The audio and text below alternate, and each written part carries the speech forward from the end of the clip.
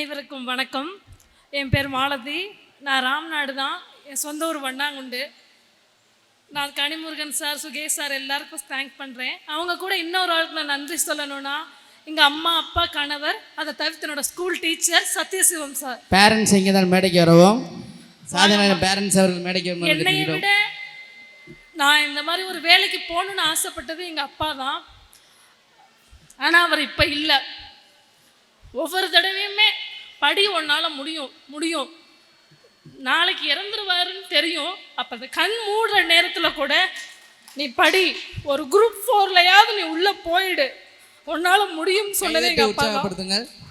விடலை. Full test mark test போட்டிருக்காங்க. எங்கள் அப்பாவுக்கு ரொம்ப சீரியஸாக இருக்குது. மதுரை கொண்டு போயிட்டாங்க. அப்போ எங்கள் அம்மா மதுரையிலேருந்து இவ்வளோ 4 மாதம் பிள்ளையை விட்டுட்டு நான் டெய்லி மதியம் 2 மணினா 2:15 தான் நான் ஓடி வருவேன். அப்படி வரும்போது என் ஹஸ்பண்ட் தான் கொண்டு வந்து விடுவார். என் ஹஸ்பண்ட், எங்கள் அம்மா, அப்பா, அக்கா எல்லாருமே மதுரையில் தான் இருந்தாங்க. அப்போ எங்கள் அம்மாவை சொல்கிறாங்க, இவ்வளோ நாள் நீ கஷ்டப்பட்டு போயிட்ட, இந்த 2 ஃபுல் டெஸ்ட் தானே, நீ போய் எழுது. ஐசியூவில் இருந்துட்டு அவ்வளோ கஷ்டப்பட்டு தான் நான் போய் எழுதுனேன். விடலை. அது சொல்லுவாங்க, நைட்லாம் ஒரு ஹெட்செட் போட்டால் எனக்கு காது வலிக்கும், ஒரு ரெக்கார்டு கிளாஸ் தானே, அது தலைமாட்டில் வச்சுட்டு அது பாட்டுக்கு ஓடிக்கிட்டே இருக்கும், நான் கேட்டுட்டு நான் தூங்கியிருக்கேன். பக்கத்தில் வீட்டில் உள்ளவங்களாம் சொல்லுவாங்க, என்ன விடிய ஃபோன் பார்த்துட்ருக்கியா, அந்த மாதிரிலாம் சொல்லுவாங்க. நான் ஒன்றுமே சொல்ல மாட்டேன். அப்புறம் ஒரு ஸ்டேஜில் வீட்டுக்கு இன்விடேஷன் கொடுக்கலாம் சம் பீப்புள்ஸ் வரும்போது ஒளிஞ்சு போய் கிச்சனில், இவ்வளோ நாள் படித்த சும்மா தான் இருக்கியா, இவ்வளோ நாள் படித்த சும்மா தான் இருக்கியா, அந்த வார்த்தை என்னை ரொம்ப தச்சுது. விடக்கூடாது, நம்ம இவ்வளோ நாள் கஷ்டப்பட்டோம். படிக்கிறத கூட ஒழிச்சு மறைச்சு செய்ய வேண்டிய சுச்சுவேஷனுக்கு நான் வந்தேன். ஏன்னா நான் இருந்த பேக்ரவுண்ட் அப்படி. ஆனால் எனக்கு எங்கள் அம்மா, எங்கள் அக்கா வீட்டுக்காரவங்க, என்னோட ஹஸ்பண்ட், அவங்க சப்போர்ட் இல்லைன்னா நான் இந்த இடத்துல இருக்க முடியாது. என்னை சுற்றி உள்ள சர்க்கம்ஸ்டன்ஸ்லாம் 2 குழந்தை ஆயிடுச்சு, என்ன உன் பட்டாட்டி என்ன படிக்க போகிறா, நீ என்ன கொண்டு போய் விட்டுட்டு வர, பிள்ளைகளை பார்க்க வேண்டாமா, இப்படியே தான் சொல்லுவாங்க. அப்பவும் எங்கள் அப்பா சொன்ன வார்த்தையும் என்னோட வீட்டுக்காரரும், இல்லை நீ போ. ஏன்னா படித்து முடிச்சதுமே எங்கள் அப்பா தான். அப்பா எக்ஸ் சர்வீஸ் மேன். நீ கண்டிப்பாக கவர்மெண்ட் வேலைக்கு போகணுமா அப்படிங்கிற மாதிரி கொண்டு போய் என்னை டைவெர்ட் பண்ணி விட்டுட்டாரு. 2015 திருநெல்வேலியில் அட்மிஷன் போட்டேன். அப்போ இங்கே அகாடமி இல்லை. அப்புறம் கல்யாணம் ஆகுது, குழந்தை பிறக்குது, விட்டுட்டு ஒரு 4 வருஷம் இருந்துட்டேன். அப்புறம் இங்கே அகாடமி வருது.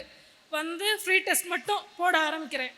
ப்ரிலிம்ஸ் கிளியர் பண்ணிட்டேன். மெயின்ஸுக்கு அட்மிஷன் போடுவோமா வேணாமா. அப்போ சத்யசிவம் சார் சொல்கிறாரு என்னோடய வீட்டுக்கார்கிட்ட ஃபோன் பண்ணி, வினோத் நீங்கள் போடுங்க, அவளால் முடியும்.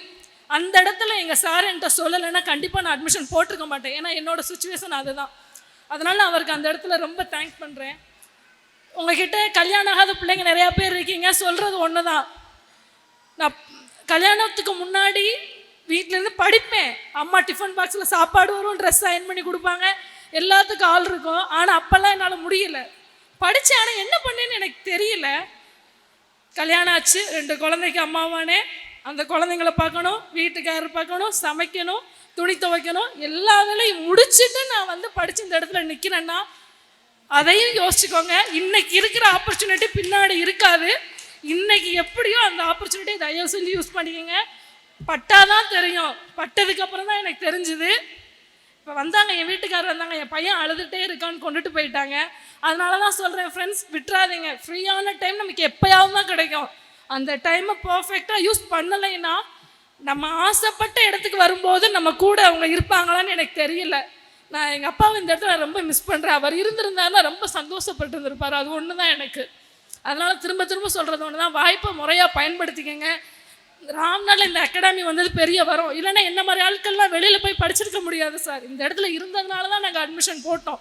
இல்லைன்னா எங்களால் சத்தியமாக முடிஞ்சிருக்காது. காசு உள்ளவங்க, ஃபேமிலி சப்போர்ட் உள்ளவங்க போயிருந்துருப்பாங்க. எங்களை மாதிரி உள்ள ஆட்களுக்கு கிடைக்காத வரம்னே நான் சொல்லுவேன். அதனால் இந்த வாய்ப்பை எல்லோரும் பயன்படுத்தி யூஸ் பண்ணிக்கோங்க. தேங்க்யூ. சுரேஷ் IAS அகாடமி, வெற்றியின் முகவரி.